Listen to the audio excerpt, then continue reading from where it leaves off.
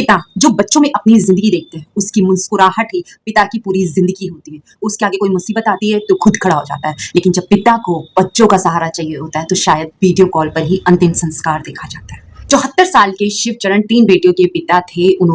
उनका बहुत बड़ा कपड़ा का बिजनेस था। उन्होंने बच्चों को पढ़ाया लिखाया, तीनों बेटियों को इस काबिल करा कि वो अपने पैरों पे खड़ी हो सके। जब उनके पास गरीबी आ गई तो हस्बैंड वाइफ दोनों शिवचरण और उनकी पत्नी को वृद्धावस्था में वृद्धा आश्रम में छोड़ दिया।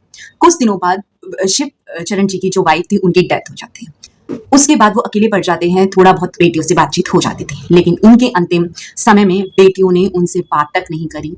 और जब उनकी मृत्यु हो गई तब उन्होंने, जो वृद्धा आश्रम वाले लोग होते हैं, उन्होंने बोला कि आप आके बेटियों से कि इनकी अंतिम संस्कार कर दीजिए। तो उन्होंने बोला हमारे पास वक्त नहीं है, आप हमें वीडियो कॉल पर दिखा दीजिए। एक बेटी ने 5100 रुपए दे दिए कि इनका जो जो सामान लगेगा अंतिम संस्कार में वो आप इनको लगा दीजिए। एक ने बोला मैं वीडियो कॉल पर बात कर सकती हूँ, देख सकती हूँ इनका अंतिम संस्कार। और उनसे बोला गया कि आप कल परसों में अस्थि विसर्जन लेने आ जाइए, अस्थि लेने आ जाइए जो विसर्जित हुई। उन्होंने बोला कि अगर मुझे टाइम मिला तो मैं आऊंगी, नहीं तो आप विसर्जित कर दीजिए। मुंबई में एक बेटी नेपाल में रहती है और एक बेटी आसपास ही रहती है, लेकिन इंडिया से बाहर तो नहीं है। नेपाल से ठीक है थोड़ा टाइम लग सकता है, लेकिन मुंबई से तो नहीं लग सकता, आ सकती थी। जब शिवचरण जिंदा थे तो उन्होंने अपनी बेटियों का फ्यूचर बनाया और मरने के बाद भी वो अपने नेत्र दान दे गए, जिससे कोई और इस खूबसूरत दुनिया को देख सके।